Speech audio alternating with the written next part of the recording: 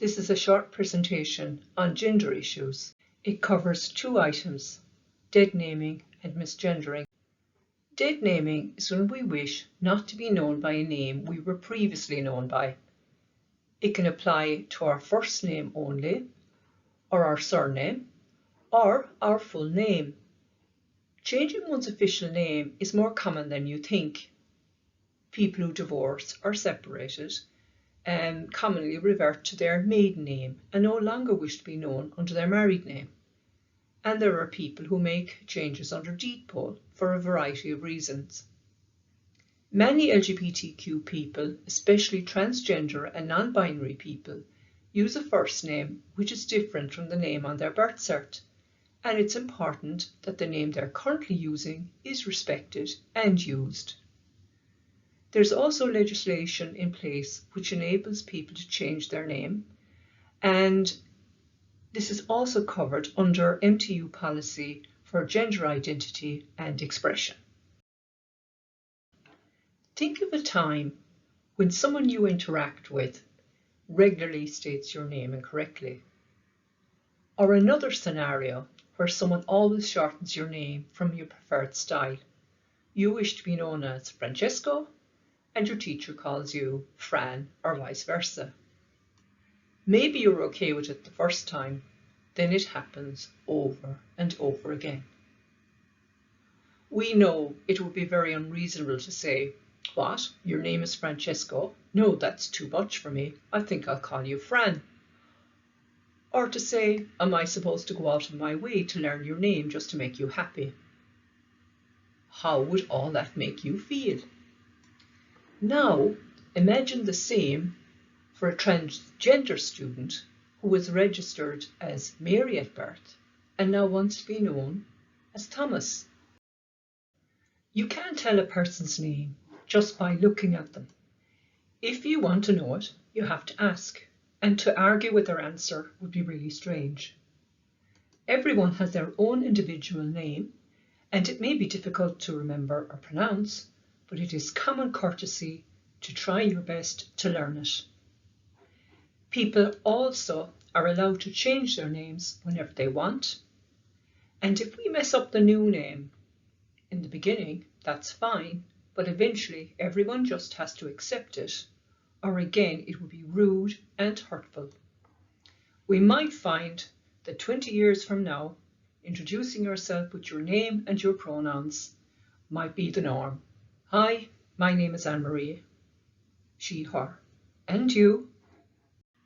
And here are some cautions about dead naming. Be aware that a person might be comfortable in one situation and not in another with using a nickname, a new name, or pronouns. Some people may still be questioning and forming their identity and may not want to come out or be outed due to safety concerns, or they may simply wish to maintain their privacy. Using the wrong name or dead naming a person could endanger them, particularly if others are not aware of their previous gender identity, and they might experience a pushback from people they don't know. Be sensitive to the transitioning journey a person is making and the significance that their chosen name has for them. They may be still questioning and forming their identity. And now we'll turn to the second component of this presentation, misgendering.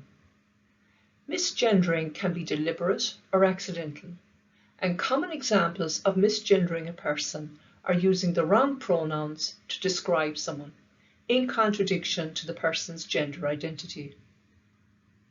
Here is a graph taken from Understanding the Lived Experiences of Gender Minority Students in Irish Third Level Education, and it was a survey of transgender, non-binary and gender non-conforming students. It was conducted in 2019, and you can see the question at the top: has a staff or faculty member ever intentionally misgendered you?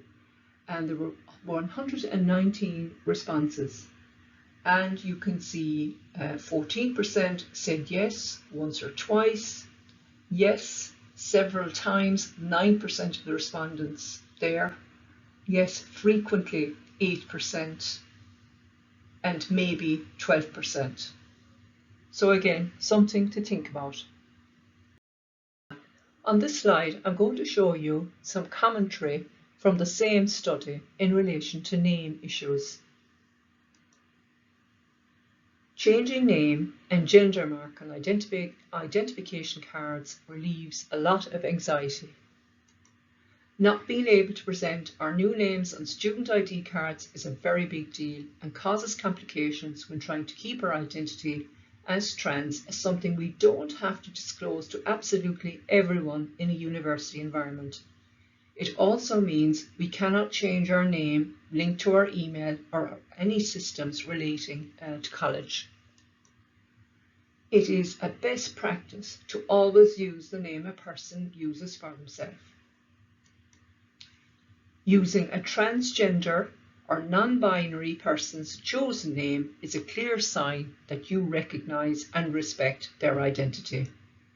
And finally, when interacting with someone, there is never a reason to address them by a name that they are intentionally no longer using. And a few more cautions about revealing gender information.